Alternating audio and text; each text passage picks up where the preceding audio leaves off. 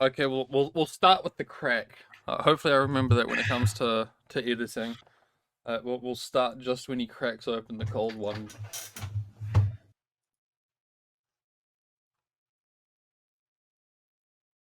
Hello? Hello. Oh, okay. As I was saying, I'll remember to edit where the crack happens. No worries. That that So, that that will be a worthy substitute for screaming. how are you doing? Um, Good question. Not that great. I'm kind of pissed off actually. What's happened? Um, my bank card has expired because Oh, they do that. You know the yeah. whole you know that thing where it's like expiry date and then you enter it. It's actually a thing. It happens. So, what did you just forget about the date? No, well the thing is they're supposed to automatically send it to you, uh, Right. which is it's a rare occurrence. It's only ever happened to me once. Yeah, because they last a fairly long time. Well, they last a few years, but there's always been something else that's happened between them. Like Yeah, my first card didn't expire because I went from like an FPOS card to a debit card. an FPOS? Um, you know, but basically credit card, but well no, just bank card. Right, yeah. The basic bitch, and then up from that is like a debit card, which can work like a credit card, so you can use it to buy shit online, but it's like using your money Yeah. rather than like a credit card. Mm. So that changed. So the first card I ever had never expired, and then I think that one went along just fine. That one expired, and they sent me a new one before it expired, and it was great. The next one, that one that I got then was kind of crapped out near the end, like a year before it was supposed to expire. Right. There was just like it wouldn't read properly, and you had to do this whole like song and fucking dance anytime you went to go buy something. Yeah, yeah, I know, yeah, yeah.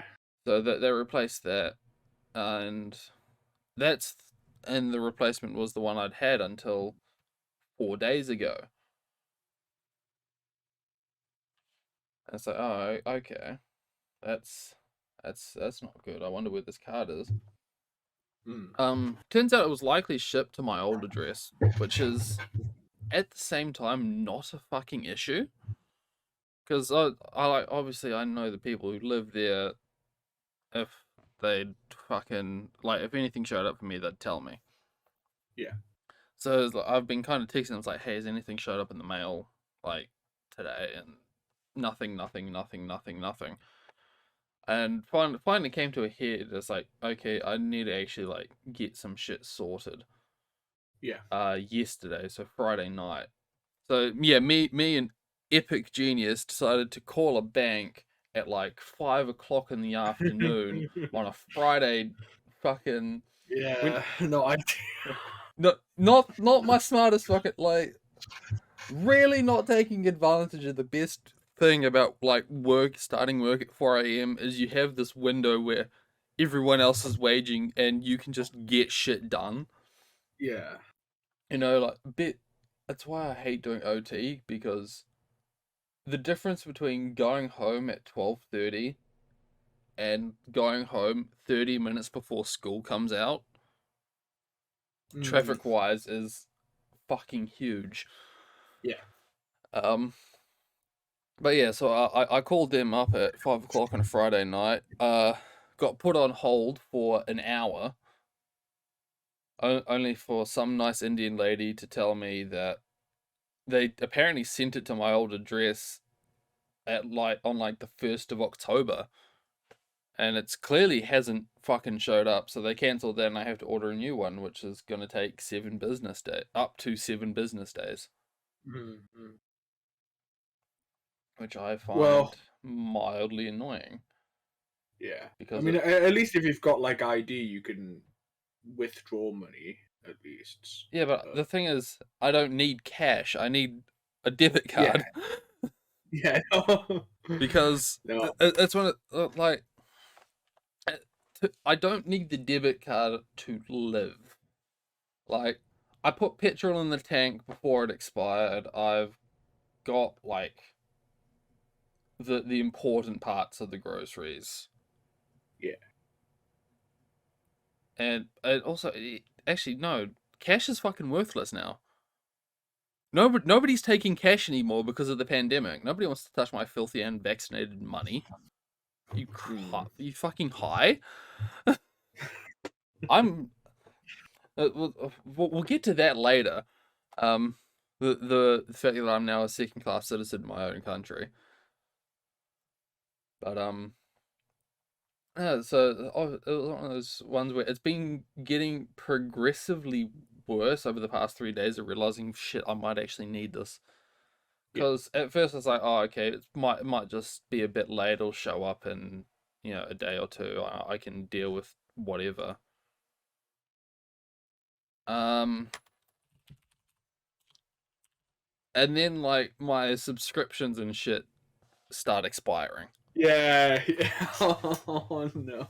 and it's like, this is fine. This is okay. Like I can just like tick all the boxes back on like once I get the card back, and then it gets to, and then as of last night, I get an email from Army saying, "Hey, you know that cinnamon figurine you've been like lusting over for the past Oh. 6 months? You gotta fucking pay up, son." So the due date on payment for that is the 10th. So next Friday. So Yeah. I better fucking get my card before then. Otherwise I'm gonna be slightly miffed. Mm. Um And then just this morning, I walk in and I walk into the kitchen. It's like, okay, making my cup of coffee. I'm actually kind of peckish. Um, there's no bread and there's no cereal, and I can't just go down to the store and get bread and cereal. Mm. So I'm gonna have to wait until like my roommates get up and then like fling them some money. It's like, hey, can you just do my fucking shopping for me? Yeah. But that's not gonna happen until like 10, 11 o'clock. Bearing in So you're mind just it's like 7:30 now. having to tank it. Yeah, I'm just sitting here sipping my coffee, like filling up my stomach with the thought of food. But yeah, that's my week. Mm. Oh well, I hope it all gets sorted out. I I, I fucking hope Um, so too. Oh, and the worst part, I can't get custom like debit cards. I can't yeah, I yeah, can't I can't get a meme on my card. Like they have a few designs to choose from. Um, I chose the candy jet plane. nice. That means nothing to you, but like Yeah, I mean, it's literally nothing. the bank has a motif of like black with green accents. Yeah. So, it's like all the cliches, like a picture of the globe or whatever. But then there's this one like of a gummy jet plane with a cone trail behind it. Huh. I don't know if you have like gummy jet planes over there. Not really. No.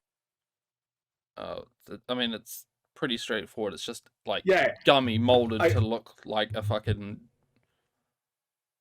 Guess it's basically a Mirage in a sense. It's just like generic fucking Delta Wing looking design. Yeah. I don't have a problem visualizing it, but it's. Yeah, it's not like a I cultural don't thing. know if I'm to follow like all the obsessions of people on Twitter. Like, as far as I know, you have aphantasia. Wait, is that the one An where? inability to like visualize objects in your mind. Oh yeah. Trying to imagine the app. Yeah, I remember trying to imagine the fucking app and realizing like, wait, can I even think? But I think I can. Maybe. Who knows?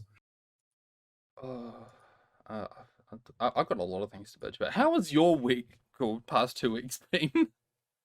Um. Well, because it's relevant, I actually also in the past 2 weeks had to get a new bank card. But did you actually get yours? I did, yeah. So Nice. mine. So it's one of those things that I kind of needed to sort out because um I'm still like a year away from my expiry date, but again, providing I don't fuck up my studies in a year's time, I'm not going to be in the country. So Yeah. I need to get it sorted. But okay, so just to be clear, like, had that not happened, it would still be automated for you guys, right? Like a month, I have no idea. A month before it expires, it'll just show up, and you're like, sweet. I would assume so, but it's never happened to me before. Oh, okay. So basically, my cards have always broken essentially, and I've need. No, actually, no, that's not true. They always start breaking, but they're not replaced because they're broken. Is this just because they're shit, or because you're just like a rough cunt? Probably a rough cunt, yeah. Fucking jamming it in the slot, yeah. Twisting it on the way out. Fucking never heard of a wallet in his life. Yeah, spitting on it first, you know. Yeah. He's sitting there waiting in line, getting nervous, and you just start like flexing it and shit, fiddling around and fucking chewing on it. Yeah, so I had one for kids, and then when I turned 18, I got a new one. Dare I ask what one for kids does? It's basically, so I've always just had a debit card. It was always a debit card, but it's like a kid's account sort of thing, but it's attached to the card. So it's like when you turn 18, you have to get it changed. I don't really know why it wouldn't still work. Maybe that's why I had to get mine changed.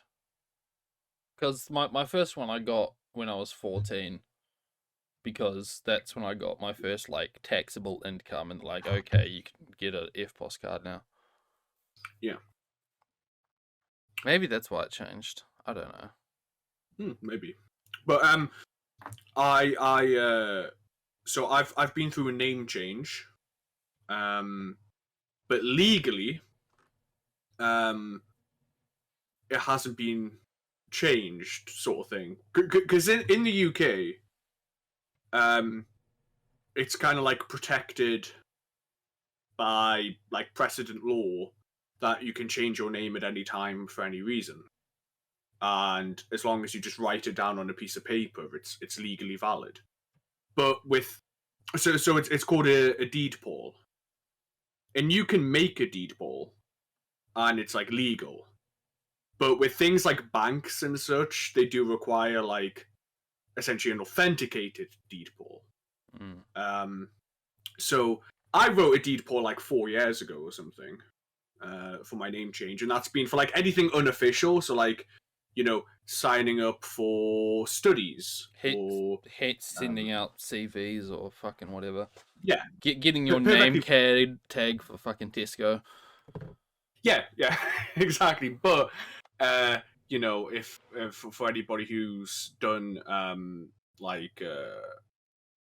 who's either sent me something or I've sent something on PayPal, you'll know that my name doesn't match up.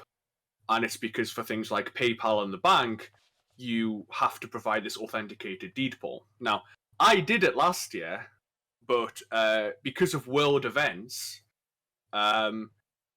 basically a lot of the appointments and such to prove it and to change legal ID, they weren't accepting them. So I finally sort of, this year with things opening up, I finally got around to, getting actual legal ID in my new name, so like my provisional license, and getting my my bank account changed. So I had to go to the bank, get it changed, and again, I didn't really think about it, but of course I had to get a new card because my card had my old name on it. So I just ended up getting a new card. First time I've had contactless as well. So yeah, Nice. it is a card, you know. So It does card things. It has like a bunch of numbers and then some numbers on the back. yeah. What are they, But by the way? I just while we're talking about it. What's your favorite bank card numbers? um, I should say though, but because I didn't like ask for a replacement card, it was just something that was kind of sent to me. So I don't even know if you can change the design for at least my bank, but I got no option, so I just got like the default one. But I see. But I might have to get a new one in January because, I got it now, but apparently my bank is switching from Visa to MasterCard for the debit cards. On like, December 31st. And of course, since it happened before that, I still have a Visa, so might have to get like a new one next month. That's like a MasterCard one. Well, I'm assuming if it's something like that, then it's a matter of they'll send one to you. Yeah, one would hope. Yeah. But to answer your question properly, I'll be honest, I've not done much. The question was I've- like, what are the numbers on the back of your card? No, the question before that was, how's your week been? You're not coaxing that out of me. Not easily, anyway. So I I've mainly I had an essay due in actually today, so I've been reading books, taking notes. Was the argument strong enough? I hope so. Like, I started second guessing myself writing it because it's like I did more prep work for it, but I was like, wait, hang on, I did this in my first one, and no, I don't know. I'm trying not to think about it. It should be good enough, but let's hope. So yeah, it's just been reading, revising, and watching stuff, pretty much. Dare I ask what the essay was about? Do you know that book I've been tweeting about? The one about like the political turmoil of Japan for the past 7 years. Yes. And how they're like, despite their outward appearance, they have absolutely no problem with going sicko mode on a motherfucker. Oh. Bro, like, honestly, it's a fucking great book for that reason, because all these other history books are just like, oh yeah, Taisho democracy, so that's 1906 to 1924, I think. Or 1912 to 1926, something like that. I'll take your word on it. Yeah, and it's like, oh, this period was so harmonious. It was the birth of Japanese democracy. It's how like normal textbooks go, and then this book's going, oh yeah, 4 prime ministers were assassinated this time. Like, full-on mob fights in the Diet chamber. Like, apparently, basically, when so after every session of the Diet, so like, what is that? I know it's members of parliament in the UK, but I don't know what the American equivalent is. I don't know what the American equivalent is, because I don't know like what the difference is between the Senate and the Congress. I think it's Congress. Congress is the lower house, I think. I was gonna. I don't. I think Senate's sort of like the closest to a member of parliament. Like, I think the Senate is made up of like representatives of each state. Yeah, it's to each state. Which is where I'm assuming it's the closest to member of parliament, because like all our MPs are, like the MP of the Manawatu, which is my one. Yeah, but like there's a difference between a state and like a constituency. I think they're districts in America. But it's the lower house. So it works in the UK system because so basically Japan named it after the German system, but they took the UK and the Commonwealth style of parliament. So at this time, you basically did have a House of Lords and a House of Commons, and so I'm talking about the House of Commons here, equivalent. Yeah, I think that's Congress. Like the ones of lots, the one that AOC is. I think that's that one. Not the one that Ted Cruz is. Think of the one where you're thinking of feet. It's that one. But yeah, so basically, imagine like the New Zealand Parliament, right? Yes, And I hate it already. Every politician had 5 gang members waiting outside for them Okay. at the end of every day. And when they left, their 5 gang members would run over to them as soon as they exited the building and protect them as they made their way to the house. And there's something like 200 members of parliament.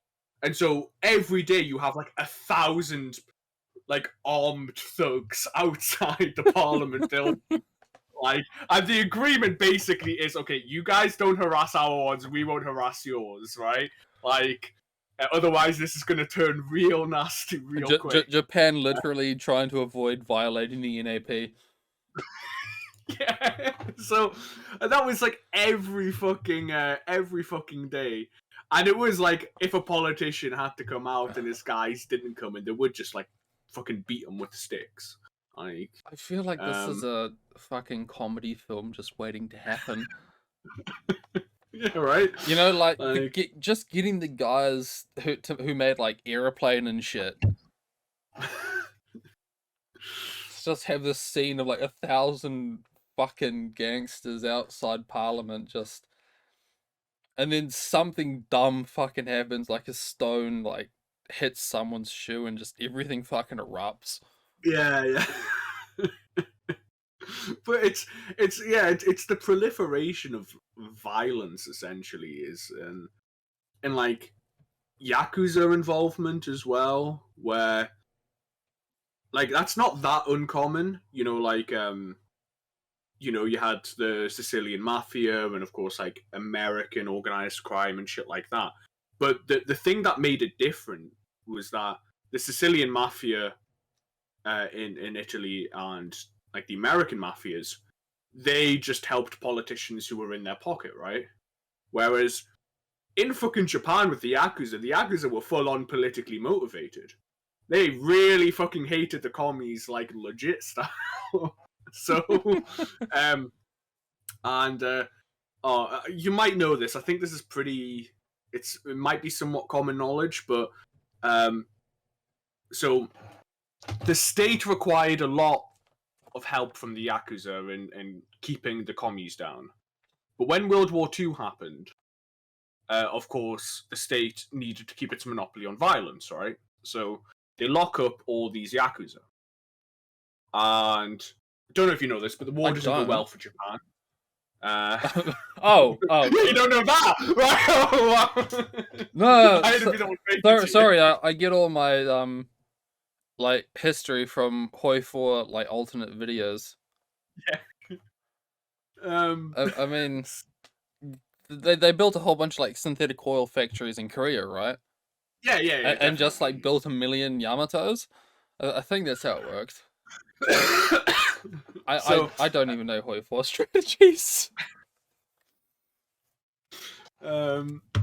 So yeah, they lock up the Yakuza, and when the Americans come into town,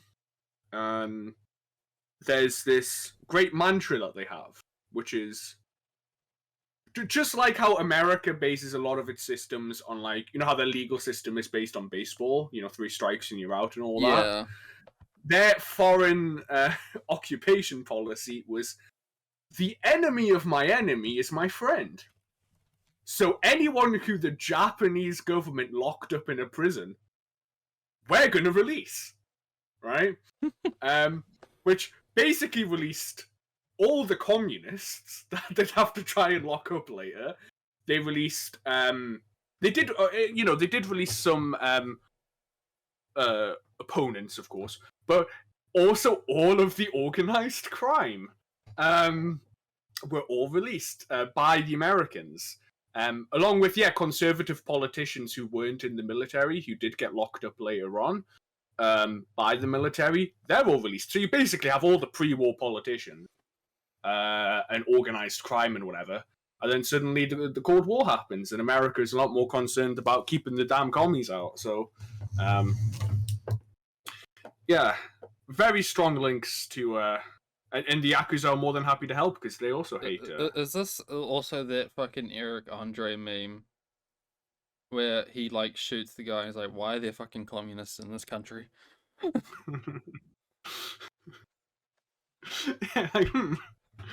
But so a lot of reading, a lot of shit like that. But that was what my essay was on. It was on that book. So. Yeah, I mean, I guess that's the only interest, like, somewhat thing I can talk about, really. That's not, like, a thing I watched. Was that... Did you watch anything other than Seinfeld? I watched JoJo and Arcane. I mean, I don't give a shit about JoJo at all. I'm mildly curious what Arcane is, in the sense that I'm getting a lot of mixed ideas of what the fuck it's supposed to be. Like, it's supposed to be a League of Legends show, but then I feel like everyone's talking about it like it's some sort of collab event.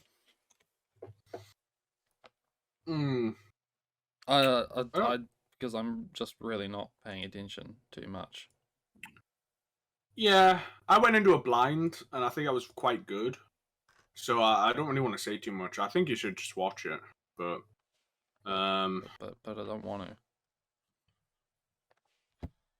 Fair enough, but I don't know. I mean, sure. I'll watch it.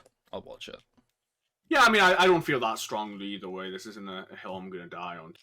I think it's really good. I'm not gonna talk about it, even if you like threaten to kill yourself. Fuck. Oh no, I don't care about talking about it. But one thing I have done was I cleaned up my Twitter. So I was having a problem with Twitter where it was basically unusable for me because I wasn't seeing anything I wanted to see. I wasn't like seeing tweets by you or Manlet or whatever. Like, well, I was. The single greatest thing you can do in this regard. If you go to the homepage and you go to the top of the screen, there should be like a little star icon in like the middle right. You click that and you change it to latest tweets. Oh, hang on. Oh. This means you see whatever's just happened instead of what the Twitter bots and overlords want you to see. Yo, Pog. Nice. Thank you for that, actually. That's really useful. But... Now let me go fill up my Twitter bank with shit. Speaking of, I got a Twitter notification 8 minutes ago. Marshall Smith liked 9 of my tweets. Poggers. So I spent about an hour or two going through all my follows and just unfollowing most accounts. I think I unfollowed like 85%. So I pretty much just stuck with like people I know and people I'm really interested in, sort of stuff. And you can see it's very much in stark contrast because he has a 1-to-1 like to follow to following ratio, and I have a 10-to-1 because I pretty much just go through and say, oh, this artist drew like Suomi that one time 3 years ago, Yeah. that's a fucking follow. No, it's pretty much exactly 10-1 actually. That's pretty good. Yeah. Yeah. And it's crazy how I've been able to maintain it while still following artists. Mm. But oh shit, what was I? Yeah, it's not perfect because, you know, I thought, okay, for people who I don't really want to see the retweets of, I'll just disable the see retweets. But now it's like, you see likes, and now it's like I'm seeing tweets because other people follow this person. So I'm getting like tons of VTuber things because fucking Potato follows Mume. So he's not even retweeting it or liking it, but it's still coming up on my timeline. Oh, that's the other thing I've done is like the only thing I have like blocked is all of like the VTuber hashtags. Yeah, I need to do that on like banning hashtags actually, but Although it is a small issue, and it's like there's like one or two that I like to see fan art of because they're actually kind of cute, and it's like how do I like ban everything except like these two? Because I think yeah, Amelia and I think yeah, Ina the squid. yeah, They're pretty nice. yeah, they're all cute.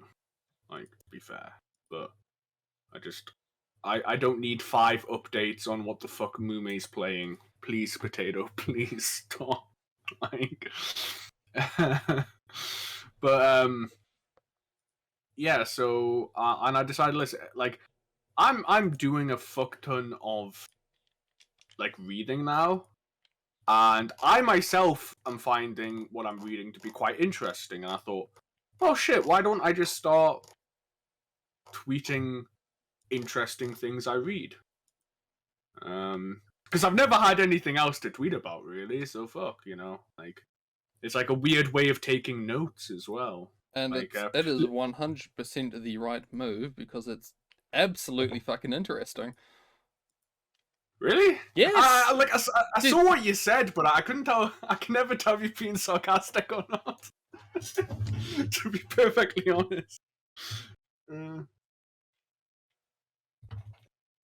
I mean, like outside of Kuma shit, one of my favorite Twitter accounts to follow is the Nuclear Archive, which is just this guy, and he retweets like, man, I wonder if I can find it. Just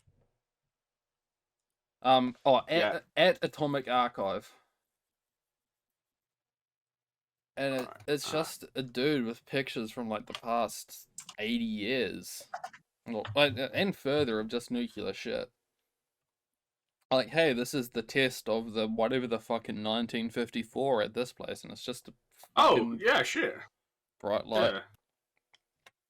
Also posts a lot of like the occasional interesting image of like aircraft, like this is the whatever nuclear capable aircraft that whatever the fuck was flying at whatever fucking time. Mm. So a lot of like B1s and B2s, which are always nice to see. Those are the big American ones, right? I I don't mean, know my planes. oh, I mean So. well, there's well, you know your V bombers at the very least. I hope so. Uh, Actually, I can't remember. Oh, all I remember is the Vulcan. You must know the no. Avro Vulcan. If you show me a picture of it, probably, but I'll fucking Google it. but the Aero Vulcan. Avro, AVRO, and then Vulcan.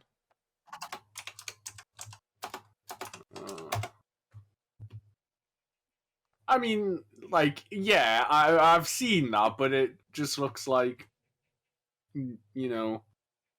bomber plane, like newer, like not World War II bomber sort of thing. Like, yeah, I don't know. I don't know shit. Well, fair enough. But yeah, no, well, that was one of the 3 bombers that yeah, Britain fielded after World War II to like be their nuclear capable like strike force. Right. And they all started with the V's, which is why they're called the V bombers. And it's the Vulcan. I think one of them is the Valorant, and I forget the third one. But the Vulcan's the one everyone remembers because it's the coolest looking. Yeah, it does look pretty cool, but I don't know if that translates into effectiveness. But Of course it does. That's why like the B2 is like the coolest bomber ever because it's the coolest looking. But yeah, I mean America, the three that the three big fuck you bombers that they have is the B1, the B2, and the B52. Because what was the? Is there one B-29? Is that one? that's the Stratofortress, which was the World War II one that was modified to carry a nuclear bomb. Yes. Yeah. Do you know like Enola Gay? Yeah, right. Yeah, well, that heavy service during World War II on the Pacific Theater, and then just because they're autistic, after that, kind of moved on to the B-36 Peacemaker, which was a huge fucking thing. And then it was after that they kind of realized, hey, using these like piston engines is kind of like gay in this day and age. And then made the B-52, which I forget when it came into service, but it's been around a long fucking time. Because after a certain there's a certain point you get to where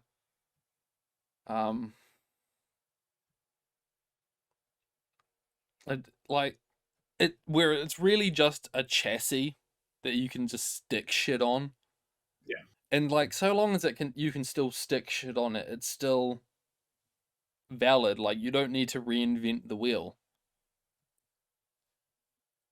Yeah, I learned that actually from fucking Warhammer models, where it's probably to save a buck, but rather if they have like 10 different tanks, they don't make 10 different tanks, they just make 2 and then just mount different shit on it. Yeah. But yeah, it turns out when you after you make the thing that has it's like it's either 6 or 8 fucking jet engines in it. It's real fucking goofy looking because of just how massive it is. It's like a stick in one direction, a stick in the other direction, and then just like engines hanging off it. Because it's all you fucking need. And yeah, I mean that's been around for a long time. It was all through Vietnam. And then it gets complicated because somewhere along the time, I think in like the early stages of Vietnam, America decided that their military designation system was getting out of hand. You know, no one's going to remember. They had like 50 million M1s. Oh, it's not that they've got 50 million M1s. It's that they've got because they go through like if they make a prototype of it, it gets a designation. Yeah. And they start piling up to the point that you've got like I mean the what's known as like the Century series of fighters. You've got like the F-101, the F-102, the F-103, the F-104, the F-105. They can't keep going along with that, so they kind of do a reset in like I think it's 1962 or 1963, which is why now that they've gone from again like the B-52 to the B1 and the B2. Yeah. They went from the M60 tank to the M1 Abrams. They went from no, I don't think it worked with the guns because they've still got the M16, and the M4 is not related to that because that's from the carbine designations, which was the M1, the M2. Yeah. And then there's also exceptions in amongst all this. Anyway, yeah, the other ones, the B1 and the B2 are just awkward because it was a weird funding thing. Where, because obviously they put a bunch of weird technologies in it. The B1's supposed to be like a supersonic fucking thing. And if you've seen it, that's also really funky looking. And the Yeah. B2, everyone, you must know what the B2 looks like. I'm looking at I'm looking at the B2 now, and it's like I'm of course very familiar with it, but I just knew it as the stealth bomber. Yeah. That was yeah. Although even that's changing. What is it? It's the B26 that they're now working on. And when I say B26, I don't mean the B26 Marauder. Which is Yeah, I just searched it up. Yeah, that does not look like modern technology.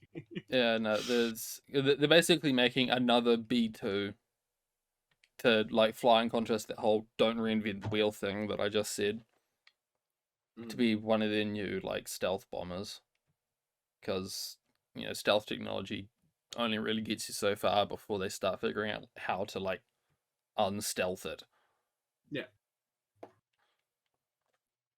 But yeah, it was a weird funding thing where like they weren't supposed to get the B1 because they were really trying to put all the eggs in one basket when it came to the B2, but trying to get it to work took too long. So they're like, okay, we're gonna spend like billions of dollars on trying to get the B1 up so that we have something while we're still trying to figure out the B2, and then they get the B2, and now they've got them both running around because military industrial complex. Yeah, we can't stop innovating or the entire economy is destroyed. Yeah, kind of. It's one of those things people really don't understand when it comes to like the logistics of a military industrial complex. And if you pay attention, like there's a lot of strategic sense to maintaining domestic production of military hardware. And yeah. I forget what I just said. There's a lot of benefit to it, but it's a very expensive thing to do if you're not either constantly at war or have a bunch of clients outside of like your home nation. And even then it's still fucking expensive. And everyone kind of has their own way of sort of doing it. Some just give up. Some don't even try. Shout outs to New Zealand. But obviously, if you keep paying attention to class, you'll probably come across one of the more interesting examples, which is Japan. My knowledge of I'm gonna out myself as very ignorant on this. So my knowledge of the treaties and the revisions and the current procurement of the JSDF is that so you have the Anpo Treaty of 1952, I think.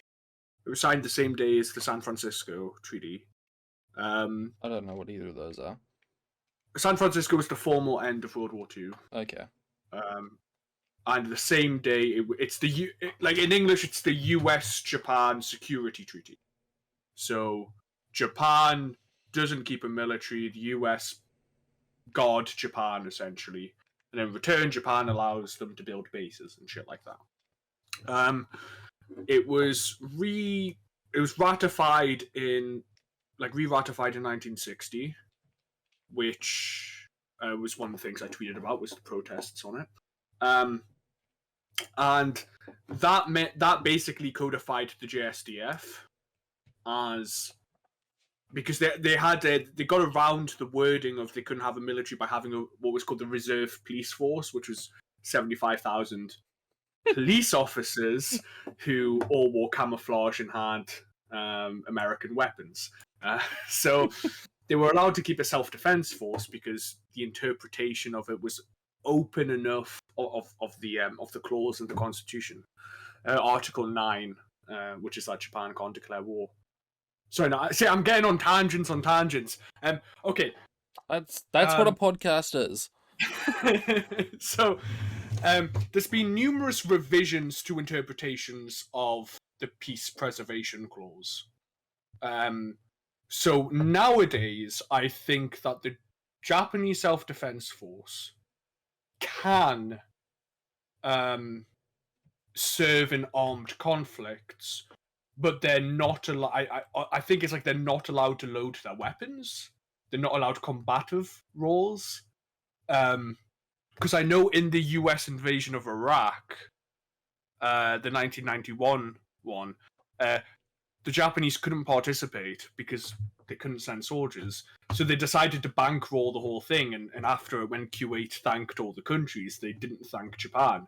And Japan was decried on, sort of the Anglosphere of not pulling their weight.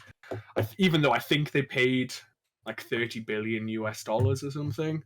That's so now, yeah. So now they do fight, but I think there's like domestic arms producers, but the problem is the lack of innovation, and that because like for the past 70 years, essentially all their arms and like general command and procurement has all been like theoretical. And so I know they get what they I think there was a recent scandal involving F-35s from the US. I think most of their air force is F-15s. The Air Force is a mix of a lot of things, and I don't know what is and is not out of service at the moment. I know that the last of their Phantom 2s kind of did their last run about, I think, a year or two ago. Which is a fucking while. The F4 Phantom 2 being like one of the iconic Vietnam era planes. So I'm having to search up each of these planes when you say them because, oh yeah, I vaguely. Yeah, so that was technically it's one of those ones where it's like when you say it was in service until 2019 or something, technically in service, as in they had it in a hangar and they were able to fly it out, but no one actually believed it was gonna fucking do anything. Yeah. It wasn't like North Korea launched a missile and it was like, all right, shoot it down, let's send the fucking F4 Phantom. Unless you're watching that one anime. There was an anime I watched. I think it was also in 2019 or something called Girly Air Force, which was sort of like the Gaijinka jet planes. Right. And a lot of them, obviously being in Japan, a lot of them were the planes that Japan had in service. So there was an F-15, there was an F-4 Phantom. I think there was another one, and then just completely out of left field, a fucking Saab Gripen, because it looks cool. Saab Gripen, SAAB. I know Saab. Yeah, Gripen. Yeah, it does look pretty cool. Yeah. Yeah, the Swedish fighter from back in the day. Look, it's got canards. But actually, cool. I mean, there's something that's coming up in the book I'm reading at the moment that I think you might be interested in. I'm not sure. So if you think it's going to be interesting, you can check out SHD's tweets at William_2828. Yes, I think. That is correct. So there's so right now I'm reading a book on Tanaka Kakue, who is sort of kind of the godfather of Japanese politics. Incredibly corrupt. Like, again, he's the cunt who took 70 million in Korea and got home on a ship for women and children. And he became prime minister. But his entire thing was not like a military industrial complex, but it was infrastructure, pork barrel politics, where he lived basically in the Japanese equivalent of the north of England, essentially. He lived on the Sea of Japan in Niigata, and what he would do is basically bribe everyone he fucking could and secure large infrastructure projects for his home constituency so he'd keep getting elected. And he eventually became prime minister. But he was undone. He was actually arrested and he made bail, but was going to be convicted. And after he'd been convicted, he still won his seat. So I think it's the only time in Japanese politics that ever happened. But basically, how is his grasp and his hold on the prime ministership ended was by this little American company called Lockheed. I think I've heard of them before. Yeah, so again, I don't know the specifics. It's a big thing. I've never had to look into it in depth, which is something I'm going to have to do. So it'll probably be be talking about it in the next few days. But my current knowledge of it is basically after Watergate, there was a bunch of transparency hearings at Congress. And the CEO or CFO or some cunt who was high up in Lockheed basically admitted that he had spent like $3 million or 30. No, I think it was $30 million US bribing Japanese officials and Japanese Air Force officers and shit like that to secure deals.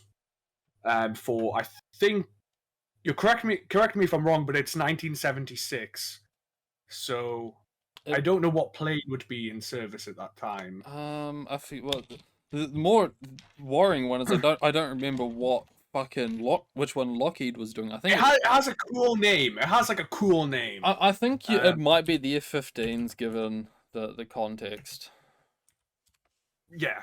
No, the F-15s were McDonnell Douglas. I think Lockheed's were F-14s. Then was it?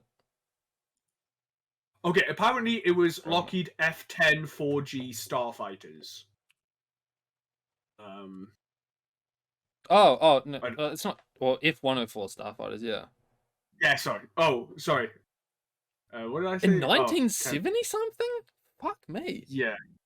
Well, this is I think the corruption thing. And apparently selling shit to All Nippon Airways, ANA, with their civilian craft. But for those who don't feel like Googling, the F-104 Starfighter was a American interceptor, which kind of really embodied what an interceptor is supposed to do. It's literally a fucking lawn dart with a massive fucking rocket on the back. That its entire purpose is literally to start up, fly up to fucking altitude, kill a bomber, and get the fuck out. Did they do it well? I'd say so. They built a fucking shitload of them and it got exported to a cubic fuckload of countries. But that's also it's a weird one to like. Given the circumstances of what you just talked about, it seems weird to, in a way, try and decry the CEO of Lockheed or whatever the fuck for bribing Japanese officials, when a lot of American aircraft were kind of used as a bargaining chip in the Cold War. Yeah. To secure deals. It's like the F-5 Tiger. I think it's a Tiger. I don't know. It's a cheap little, it's kind of modern looking fighter. That the United States basically built just to whore out to NATO nations that couldn't afford to build their own thing. Well, to be fair, the entirety of essentially Japanese post-war economics is essentially based on that. Like with the deal with America, like Japan was supposed to be this great nation that would never go to war. America wrote that constitution, and then, of course, the Cold War started, and America kind of realized, fuck, we'd rather have a belligerent ally than a pacifist, client state. America said they think fuck Shintoism was a mistake. but they couldn't do anything. Japan was so thoroughly beaten, they just like accepted and like went on this full like fuck war. So this whole deal on just giving them leftovers and all that for the past 70 years, which allowed Japan to never spend on military. Well, that's an oversimplification, but but essentially the scandal was Lockheed. It came out.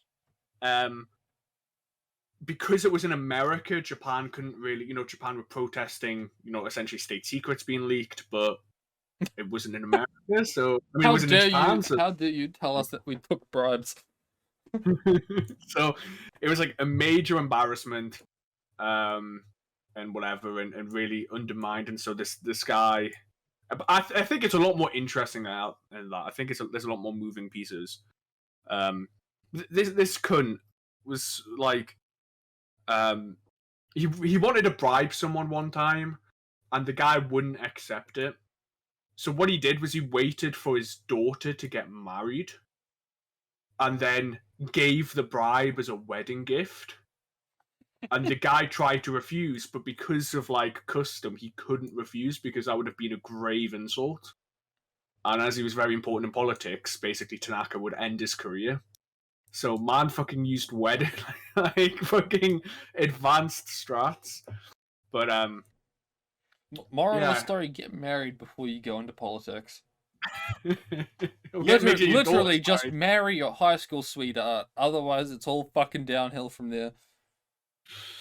But yeah, apparently there's a lot more to it. Like CIA apparently set it up as well, and the Yakuza also helped set it up. Apparently Lockheed had connections to the Yakuza. So but as you like your planes, I thought that might be something up your Straza. As I had to explain to Potato like the other day, like I do enjoy my tanks more. But fuck, where was I going with all this? All right, Japanese like arms procurement system and how they maintain a military-industrial complex.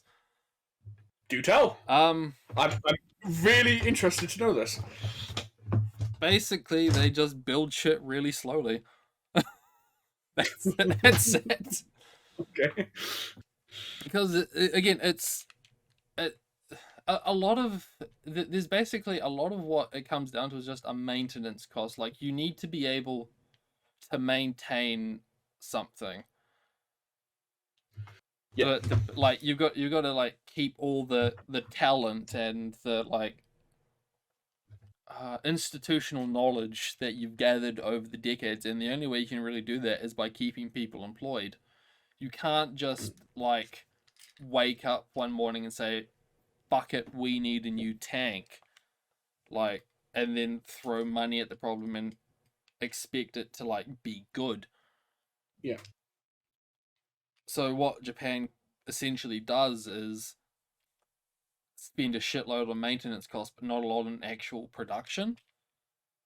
So it's like a really small thing, and they'll just build like they'll build a tank, or they'll design a tank, and then they'll start building it.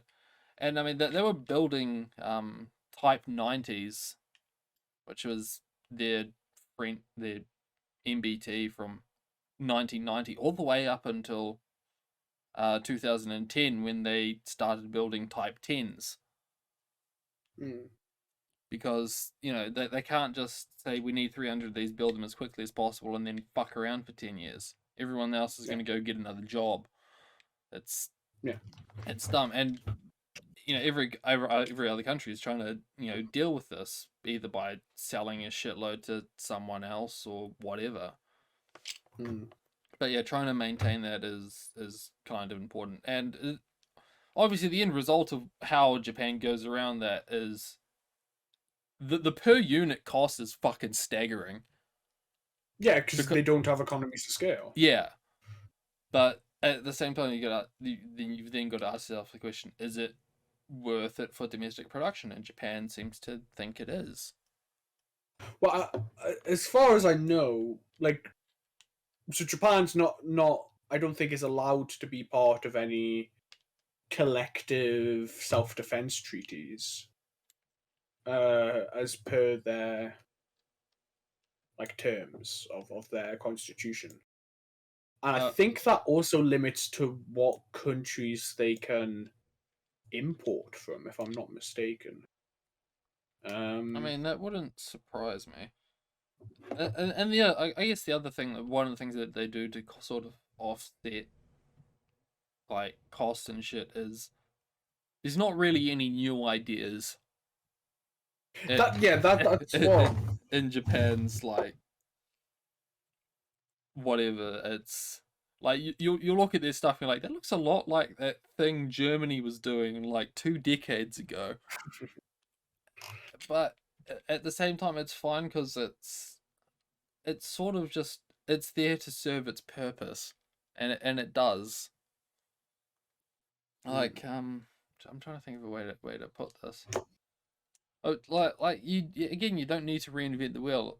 If something's gonna work for you, and you can kind of just like essentially upgrade the design, but not like buy it and upgrade it. Yeah.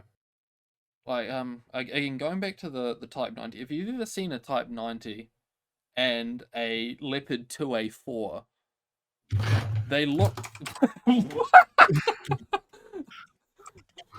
Man Oh, scrambling for that keyboard like his mum just walked in and there's fucking porn on the screen.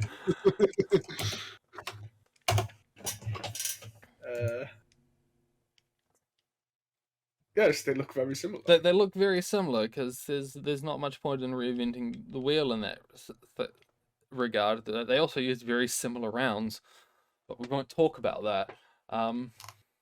But there's a lot of vast differences of just things Japan wanted because it's important to Japan. Like it's a shitload lighter, and that which is what constantly one of the defining factors when it comes to Japanese tank design is it that they have no intention of exporting it. They have no intent on like having this massive logistical network like America does, where they've almost built it around the M1 Abrams, where they're like, okay, yeah, it's sort of like if the mountain won't come to Muhammad, however the saying goes. The point is, you can either buy a 70-ton tank and build infrastructure to support a 70-ton tank, or buy infrastructure for a 40-ton tank and then buy a 40-ton tank.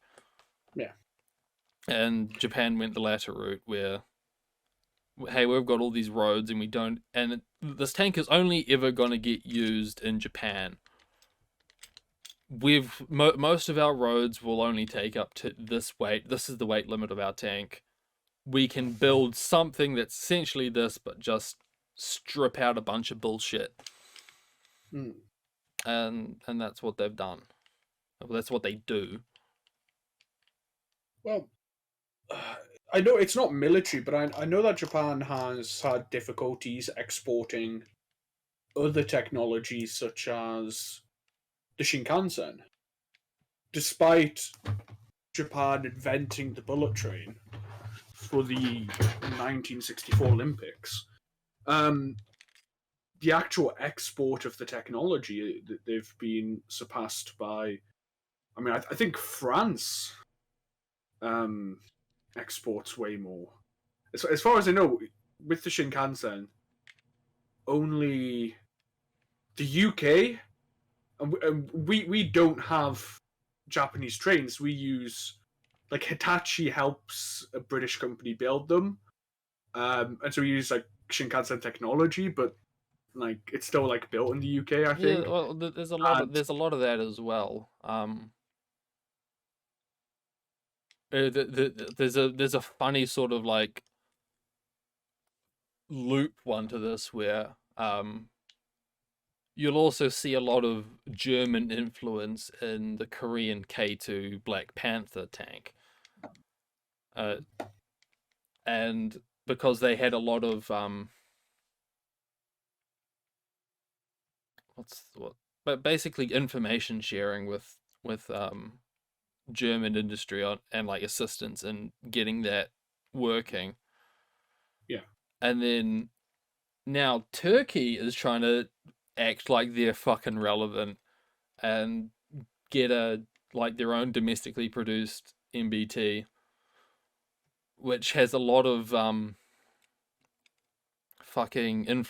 lot of like technical help from Korean industry. And conveniently, the Turkish one looks a lot like a Leopard 2 as well. I say, before you know it, the Turks will be selling it back to the Germans.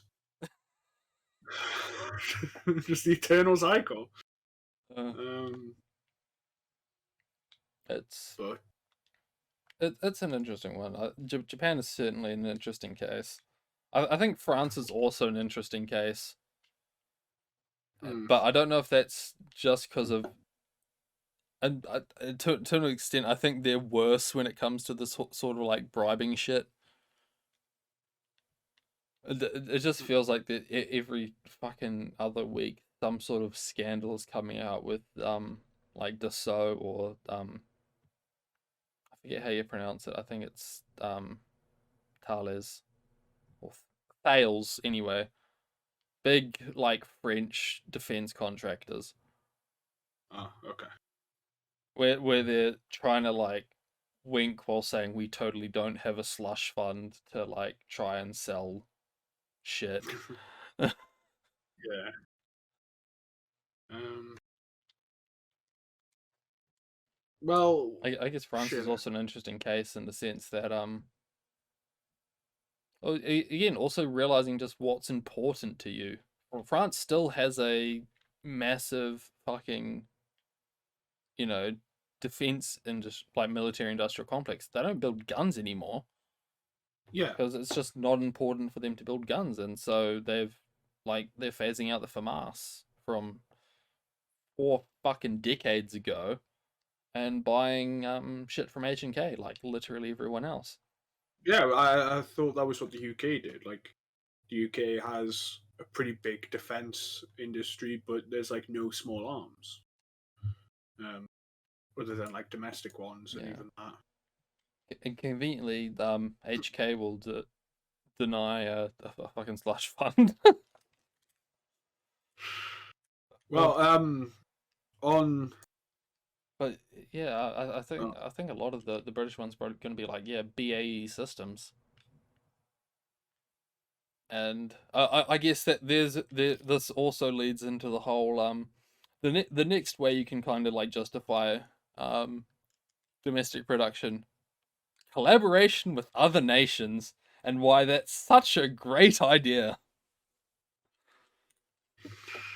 Um, because that's starting to become a thing now, or more of a thing. You might know of like there's a couple of it, like notable examples, like the Panavia tornado, which is uh, it's a collaborative effort between Germany, the UK, and I think it was Italy. wait, so you mean like shit like the Eurofighter and stuff like Yeah, that? and well, the Eurofighter is another one, Yeah, and that I know the Eurofighter. yeah, I think that's between yeah Germany, UK, and probably Italy as well.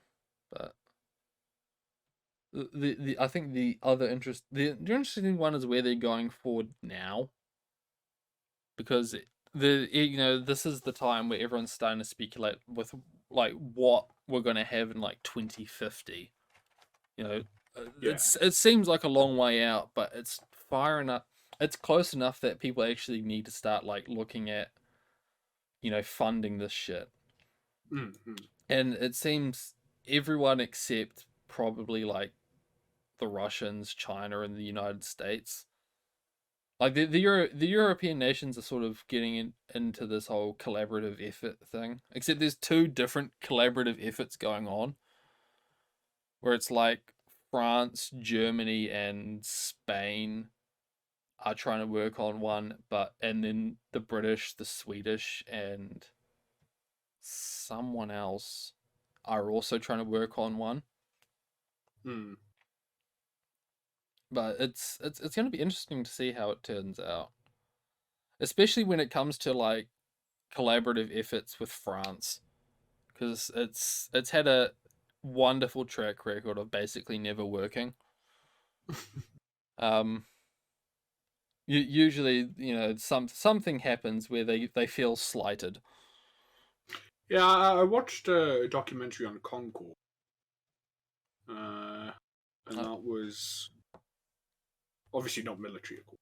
I don't know about that one, but it seems like every time there's a like, hey, we should like work together to try and like split the cost between two nations, and it just doesn't fucking work. The big one was after World War II trying to work on an MBT. They collaborated with Germany, and it fell apart pretty early on because just people getting shitty. It's like, oh, why is your contractor getting this much more money than our ones? This is an insult. Fuck you. We're gonna do our own thing with blackjack and hookers. Hmm. And then conveniently Germany made the Leopard 1 and France made the AMX-30, which in principle are still very fucking similar. But conveniently, basically no one brought the AMX-30 except like Spain. But we don't talk about that. And then I think they also tried to collaborate on what would become the Leopard 2, and that fell through. And now that they're doing this whole like future aircraft system shit, they're also trying to work together to build a Euro tank,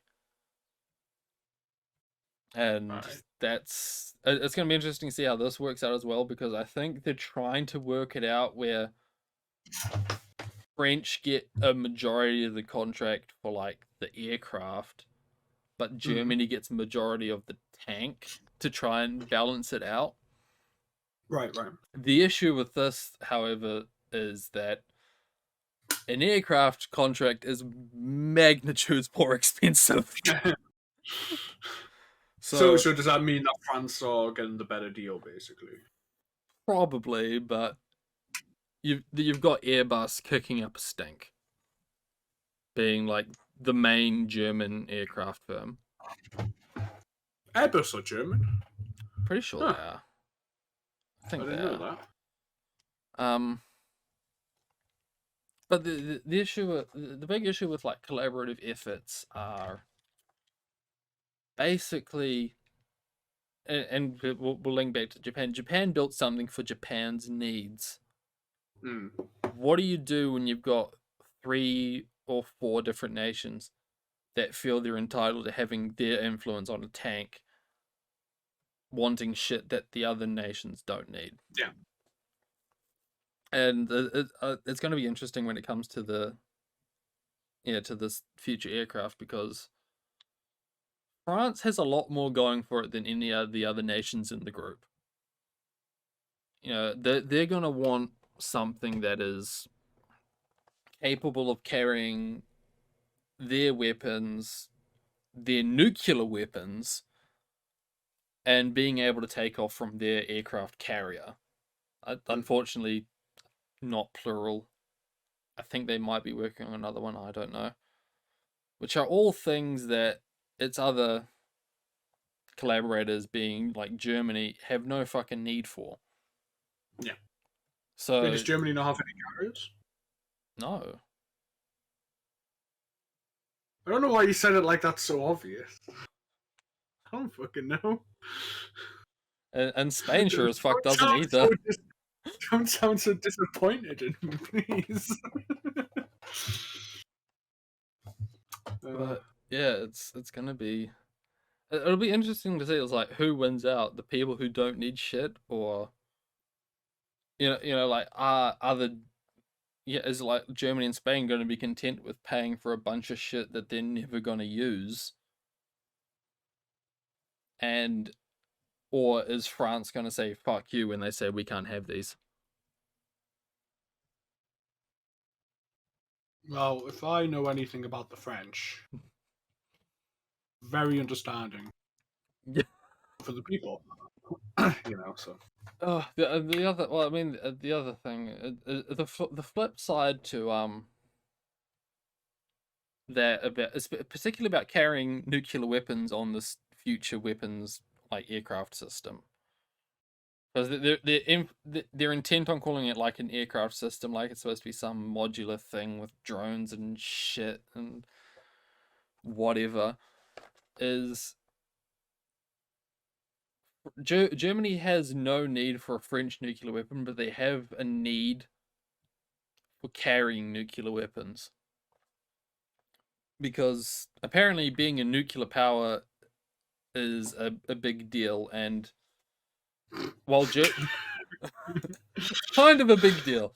I forget who there's 5 of them, I think, and it's obviously like USA, Russia, France, and I think the UK and China. Or the nuclear powers. Yeah. Israel. Technically, no. Technically, they can say whatever they want, mate. Like, This isn't a matter of if the nation has nuclear weapons. It's a matter of like being recognized on like in the UN, because this is all like treaty shit. yeah. But there's 5 of them, and conveniently they all have permanent seats on the UN Security Council. But India then and Pakistan. but then there's a bunch of, well, no, because Pakistan's like not recognized for having its nuclear weapons. That's a naughty. Only we're allowed to have the fun toys, sort of thing. Wait, isn't that Iran? I'm pretty sure Pakistan is recognized. They've admitted to having nuclear weapons, but people don't want them to fucking have them. And conveniently, India also has them, and it's kind of the same thing. It's gonna be a fun fucking border war when that blows off. But so there's these 5 nuclear powers, but then there's also a bunch of like lesser nations that sort of want to have some sort of like prestige and shit, and they're a part of the nuclear sharing policy. I think this might be a NATO thing, not a UN thing. Where I don't think fucking Botswana can just fucking sign up at the UN. Yes, please give us a nuke. Thank you. Obviously there's a lot, but basically, if the nation does not have its own nuclear weapons, and in times of great stress for like the NATO pact, they must be able to like carry American nuclear weapons. Yeah. Which, and Germany is a part of this, what they call the nuclear sharing policy. So for however fucking long the Luftwaffe has had to have something capable of carrying American nuclear weapons, and to be capable of carrying American nuclear weapons, it must be rated by Americans to carry this. Yeah. They got to get fucking OSHA in. No fucking jerry rigging that shit. And if you're lazy and you just buy American aircraft, this is pretty easy. It comes with that certification. Yeah. But if you want to develop it yourself... But if you want to develop it yourself, the issue there comes in as you've got to let the Americans look at your shiny new toy. Yeah. And if you're spending billions, if not trillions of dollars developing all this proprietary shit just to give this information to the Americans... For free. Well, not for free, for the ability to carry nukes and have the gravitas that comes with that. Yeah, but functionally, like, prestige doesn't cost shit. Yeah, like it's a tough call, and it's an even tougher call when you're in a collaborative effort.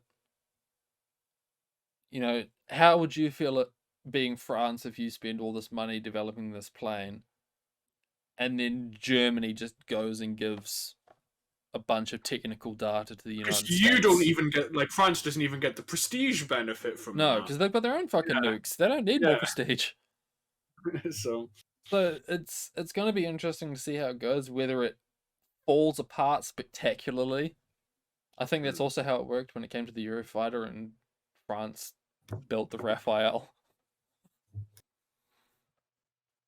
Or, you know, will Germany say, you know what, we're pussy whipped shits in this day and age, we don't even want the nukes? Or will something miraculous happen in the next 2 decades to the point where France and Germany are so buddy-buddy that France is going to sell them nukes? Who knows? I sure as fuck don't. But I, as someone in a nation far away from nuclear fallout and has no military whatsoever, I look forward to seeing what happens.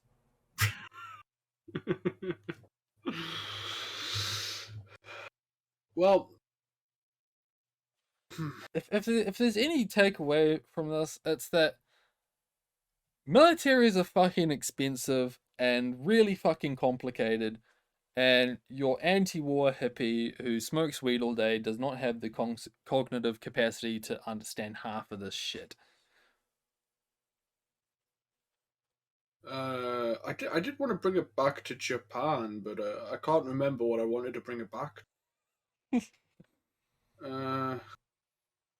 There's something about the cultural aspect. Oh yeah, so there's this kind of cultural thing in regards to the JSDF where, with more, what essentially US projections was that the farther away,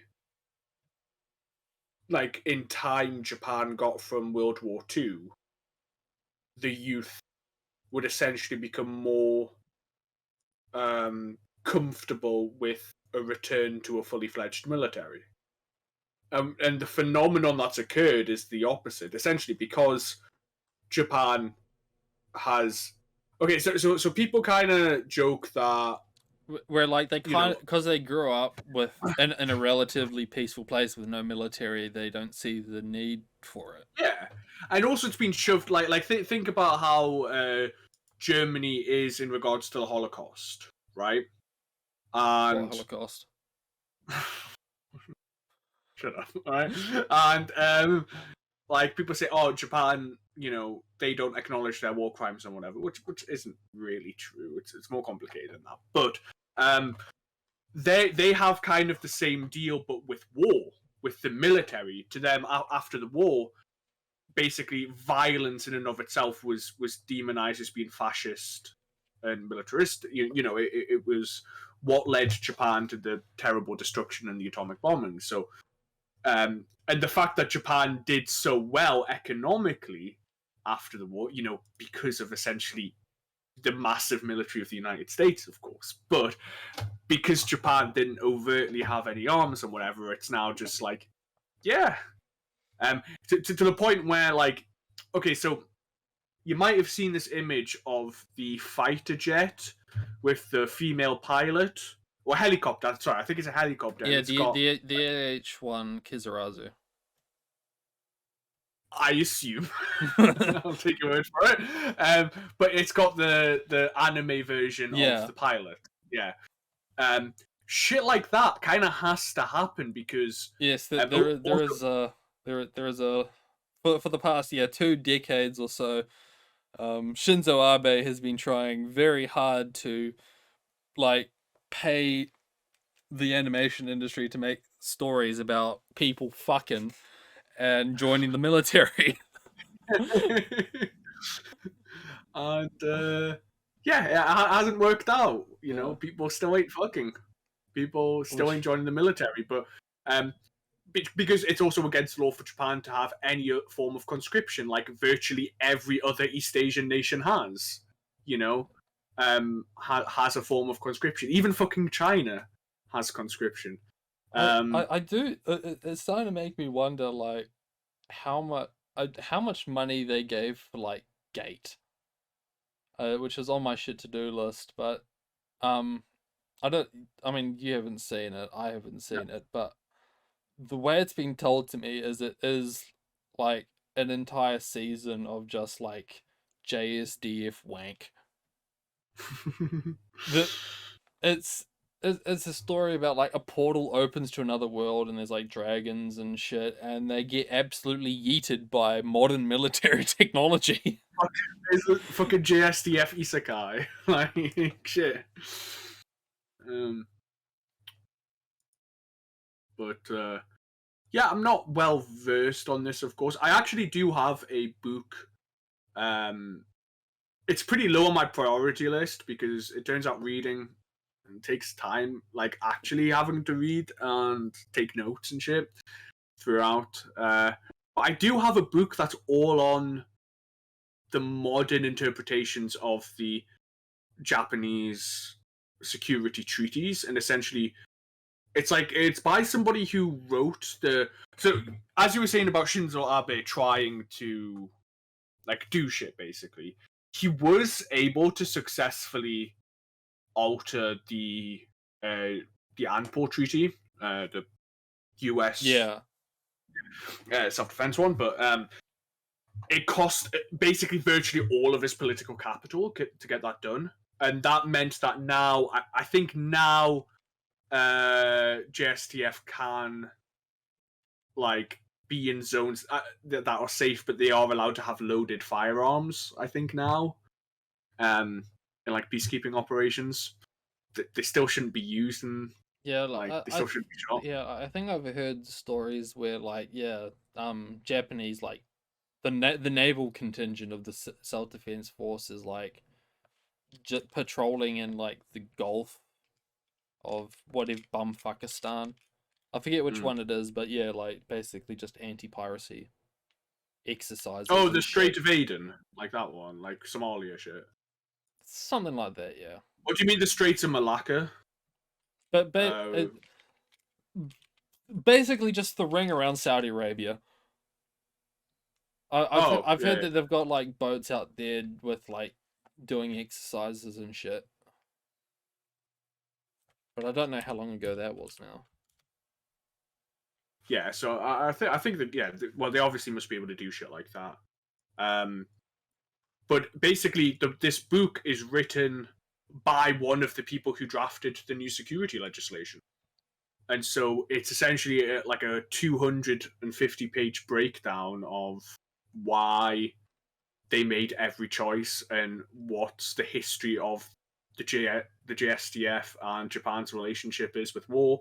And like, okay, we've made this modification, so now we are increasing small arms manufacturing. And stuff. Oh yeah, there was something about how there's so few military companies, but Japan tries to buy domestic. But because it's a captive market, so like Mitsubishi will make guns, but they're not allowed to export anything, so they only have one seller. I mean, one buyer, which is the JSDF. Yeah. So there's like I mean, it's both like this insane competition and also very little competition. And so the practical cost of innovation is just not worth it because Mitsubishi aren't going to spend 20 billion developing a new technology if their only customer is Japan. So this new treaty now allows certain Japanese goods, or this revision of the treaty allows certain goods to be exported. I think is one of the big changes of the 2016 revision. I guess it depends what they use, because again, like the thing with small arms is they're one of the things where it's like okay to kind of import because like you don't need like domestically produce something, because the truth is nothing's really been innovated since the 1970s. Like if you've got something that like holds 556 and has a selector switch, you're pretty much good. Yeah. Like, a lot of the new shiny business is basically just how many rails can you slap on it, and like you've got an effective fighting force. Hmm. I guess the interesting thing is basically going to yeah, I think munitions, as far as like aircraft goes, is going to be an interesting one, because while not a true source in War Thunder, conveniently, a lot of the Japanese variants of things won't have the same ground strike capabilities as their American versions. How's like why? Because I think historically they just didn't have them. Because Japan has no need for like a 3,000-pound bomb. Yeah. They'll get fucking PTSD and shit. Yeah,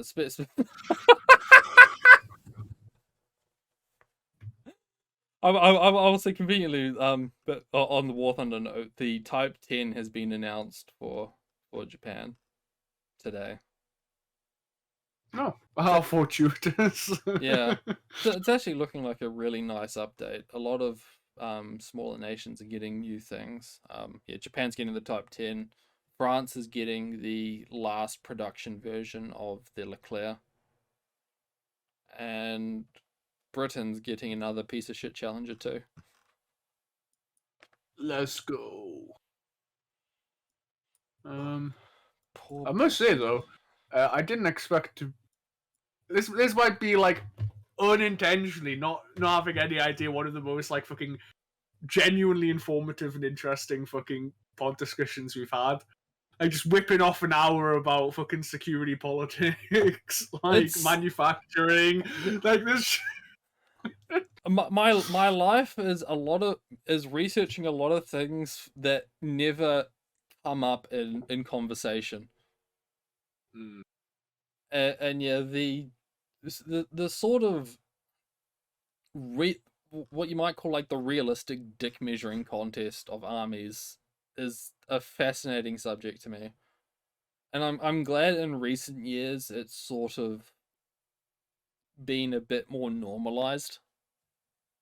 You know, it's Sorry, what's been more normalized? like the sort of conversation when it comes to like comparing like dick measuring nations in terms of like military strength.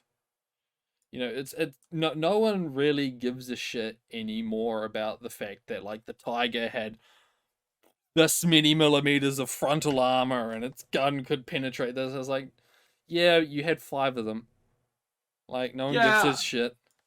I'll be honest, I don't personally give a shit about any of this. Like modern day or World War II, really, it's not like it's not something that gets me going personally. Like, but yeah, I'm a lot more interested in like how people got to a certain point rather than yeah rather than just the results of that. Yeah. And then I was like, if I take my like scale model of this and I smash it with my scale model of that, and that one breaks because it's got a flimsy little machine gun on the top. I don't know where I'm going with this anymore. It's been fun though. I've enjoyed this. Yeah, this is great. What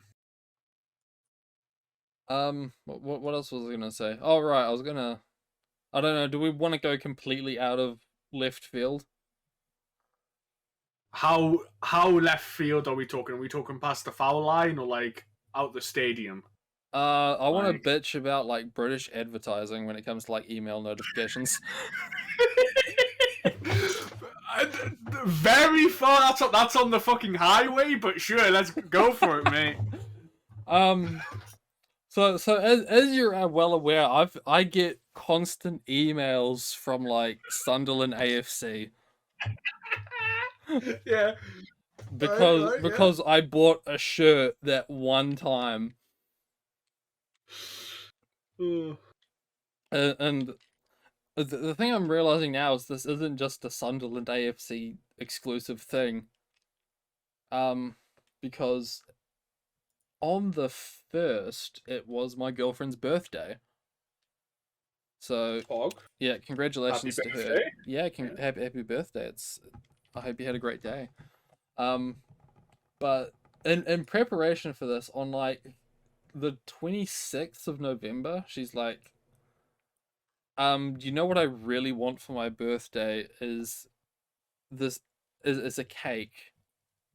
And she talks about how, like, you know, once upon a time she used to get this cake from like a vendor in the UK. And for a laugh, let's see if you can figure out who it is. Like, if you can just guess. What, like Marks and Spencers? I don't know who the fuck makes cakes. Oh, okay. Linton's? Well, apparently there's a chain called Patisserie Valerie. Oh yeah, yeah. There's one in Newcastle. Yeah, there's it's one overpriced. It's not. It's one of those things like. Actually, Sleepy can attest to this. I fucking paid like 5 times the French price for pain au chocolat. And I will agree, it is very overpriced. But it's like, sure, whatever. It's your birthday. Yeah. So I placed the order on the 26th, and since then I have received 19 emails. Oh, bruh. From Patisserie Valerie giving me all of these discounts. Okay, to be fair, between now and then there has been Black Friday and a Christmas ramp up. Yeah, like I'll say, like, in regards to that, like, fair enough. But I've still received 19 emails in the span of basically a week about this place, and yeah, it's very overpriced. It was like 50 quid for a cake. Granted, I did get a very nice looking cake. It was like a triple chocolate one with like a ring of fucking macaroons on the top, and very, very decadent looking, and I don't get out here. I don't get to eat any of it. But you know, when I was doing this, because I kind of looked at the price, like, Jesus Christ, and then I kind of was like, hey, you, just so you know, like, I don't really like cake, but if you felt like doing something like this for me, wink wink, nudge nudge, I'm really fond of like cheesecake. And then I start looking around at like local cheesecake shops, which surprisingly there's like more than one. And it's like over half the price. It's like, damn, what, like over 25? No, like under 25 quid for a thick fucking cheesecake in New Zealand. So it's like $40, $40, which is again like 20 quid. Yeah. It's like, damn, that must be like the best fucking cake ever that I just gave her. Alright, the pro tip for if you want to know if something's definitely going to be overpriced is, does it have a French name? If it's in Britain and it has a French name, to be fair, they called everything a ghetto.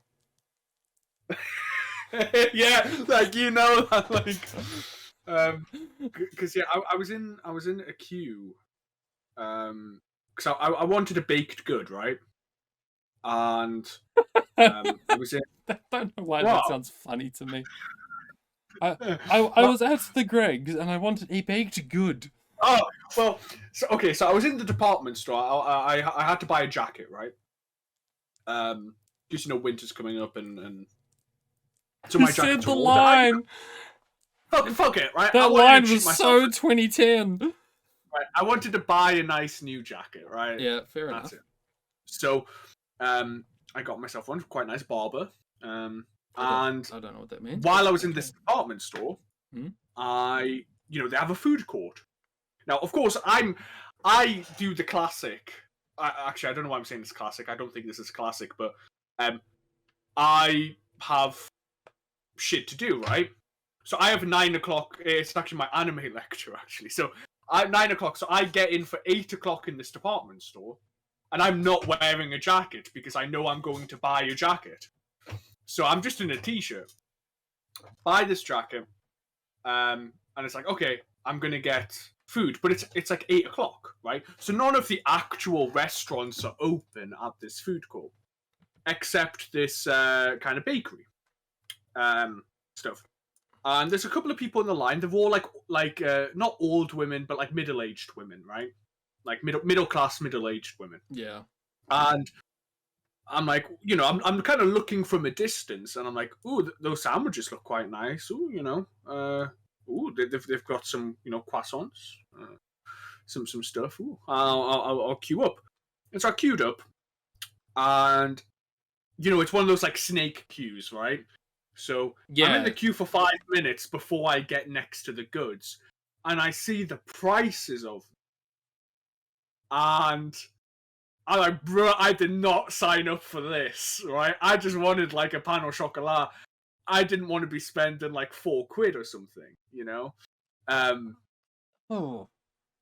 Yeah, that's like the cheapest. So I'm like, but like I can't face the indignity of leaving the queue now because it's a snake queue. So I can't just walk out. I'm gonna have to walk past people to like leave. And so I'm like, fuck, I'm just gonna take this out and buy the cheapest item. So I bought the Man walked out with a fucking ketchup packet. Cost me 50p. It wouldn't surprise me. Which is still fucking ridiculous. And so I tell Sleepy, and boy, like fucking Sleepy sounded like he was gonna have an aneurysm or whatever. He was like, "Bro, you spent how much on a fucking?" I was like, "Yeah." You spent €4 on a like on a croissant that probably came out of the fucking freezer that morning. No, it was freshly baked. It was like the best fucking pan au chocolat I'd ever had, but like. It was like 5% better than one for a fifth of the price. You know what I mean? It's not economies of scale, diminishing returns. Start to kick in.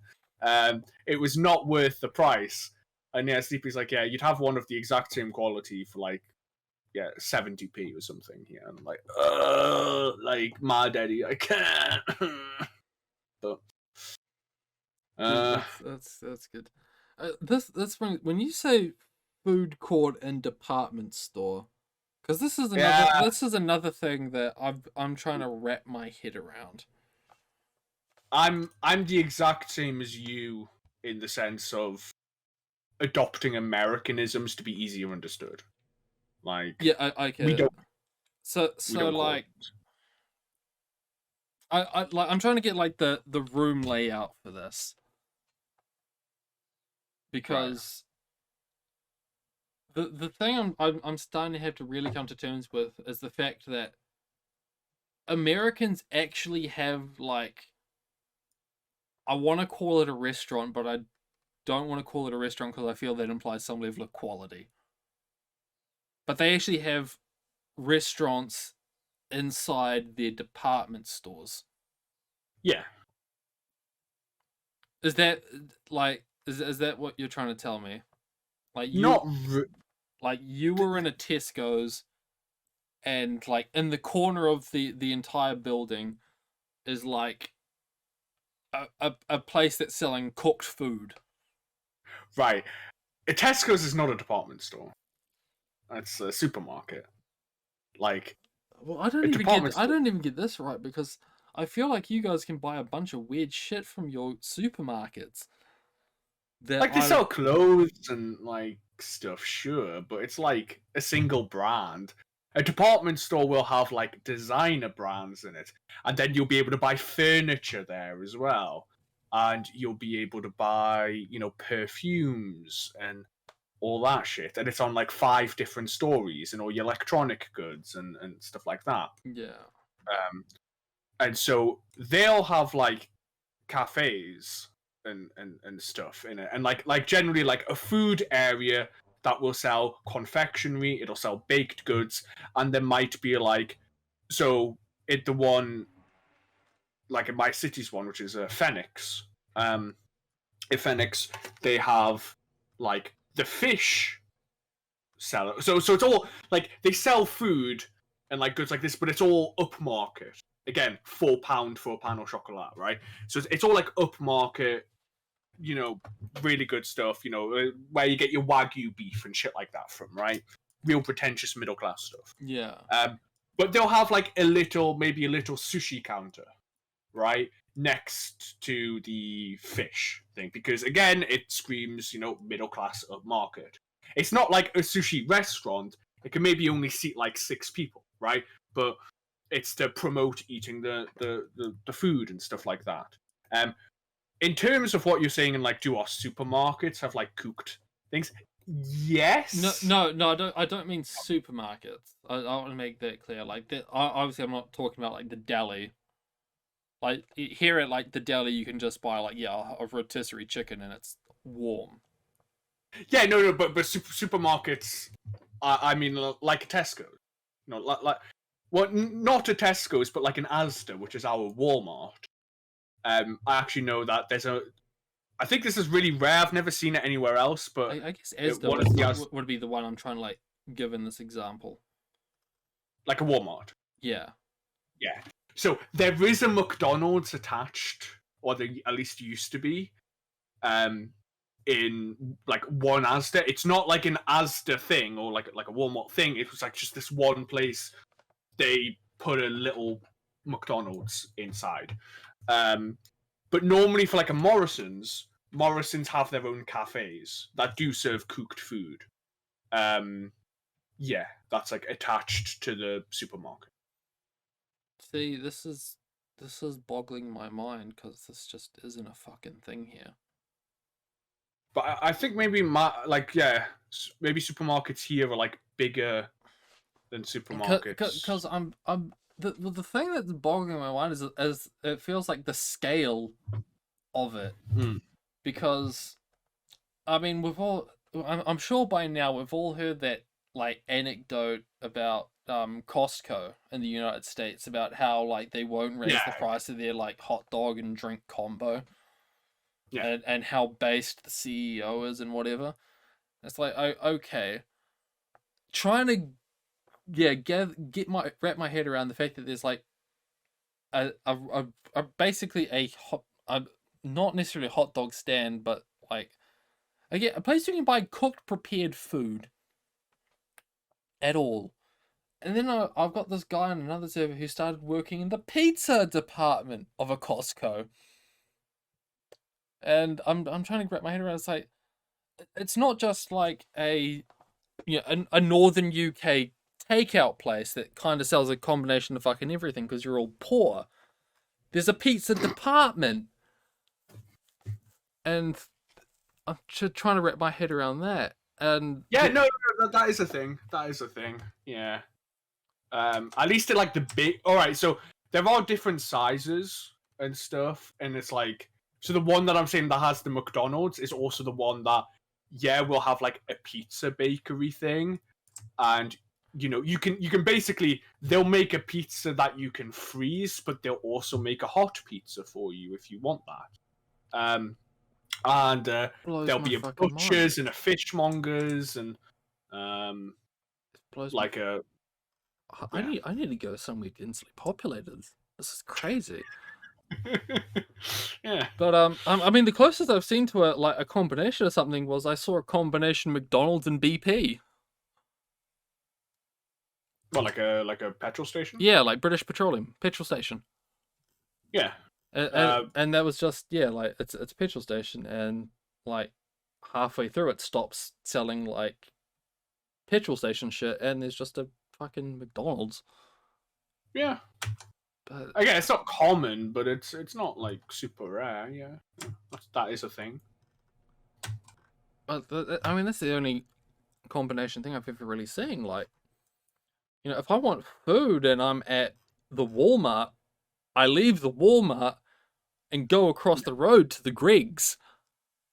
Yeah. That's like, and as far as a food court goes, you only see food courts in the mall. Mm. Like, you walk out of the store, and then you go to the food court, and you've Well- got the Indian place and the Japanese place and the McDonald's and the Subway. I wouldn't describe it as like a food court. It is more like a, how do you say?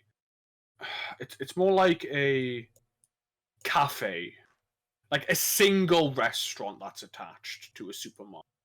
Yeah. Like again, so in the case of this Asda next to where I live, it was a McDonald's. Yeah. In the case of every Morrison's, it's a Morrison's cafe. They don't have multiple cuisines. You get the kids meal, or you get the vegan meal, or you get the roast dinner, like, you know, or the pasta.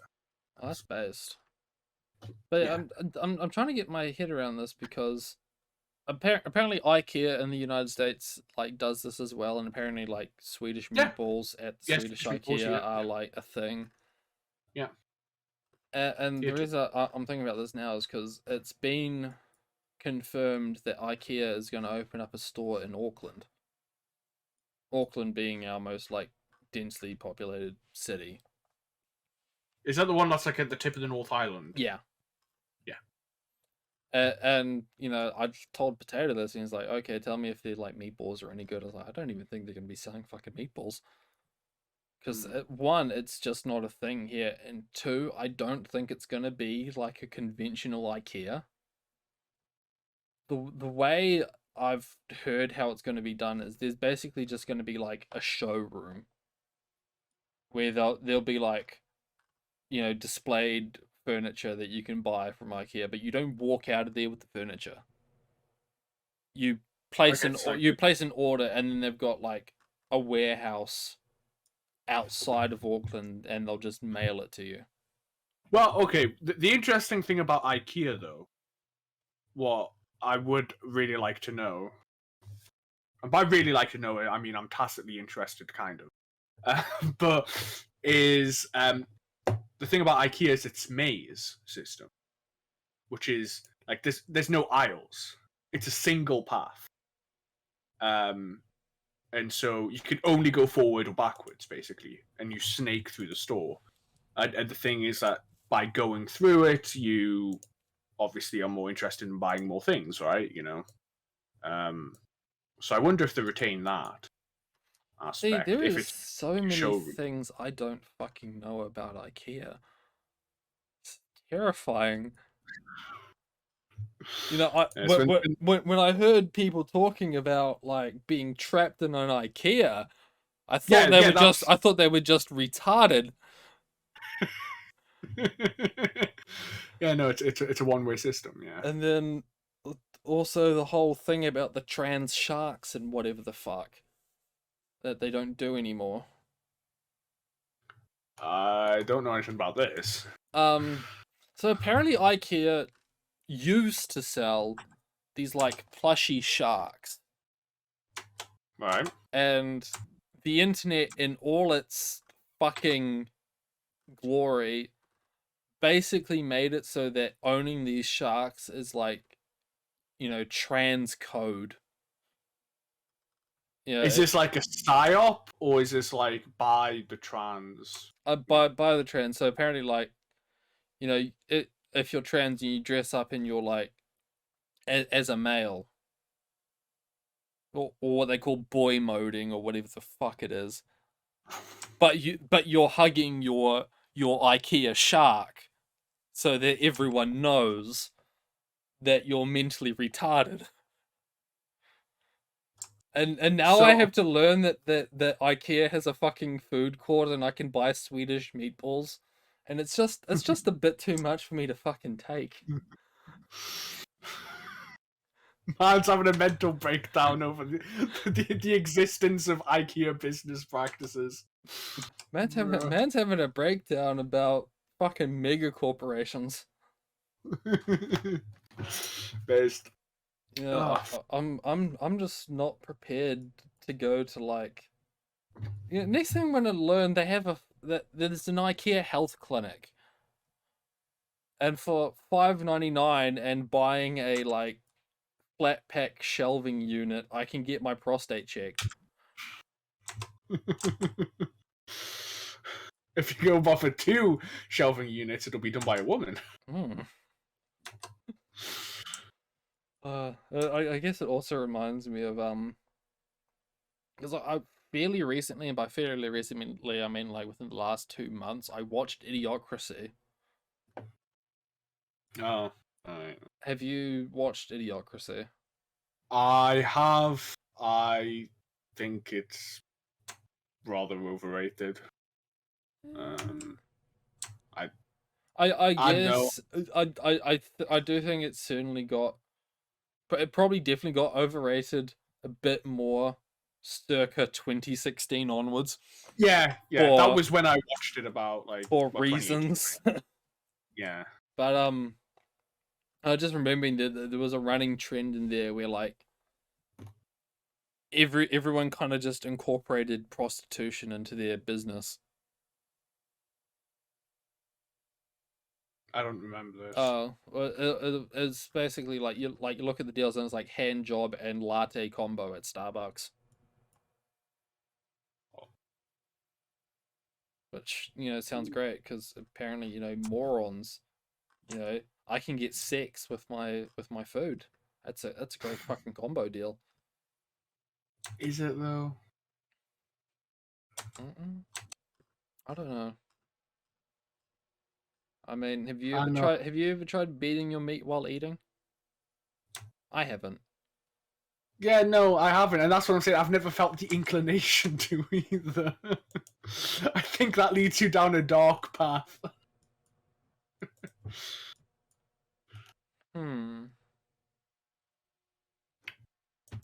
That's a good. Are you trying to say that's like what happened to Undertaker? I don't know. I don't know. I'm just not taking that chance, you know? He was 9 years old and he walked in on his mum eating a cake while getting fucking railed, and it changed him for fucking life. Why do you have to make it about his mother? Because it's always about the mother. Freud was quite clear on this. You can't like fucking pin Totally Spies on everything. I think we're gonna end it here. Thanks for coming, everyone. I hope you've enjoyed our autism as much as we did. Yeah, it was great. Alright, see you guys later. Bye.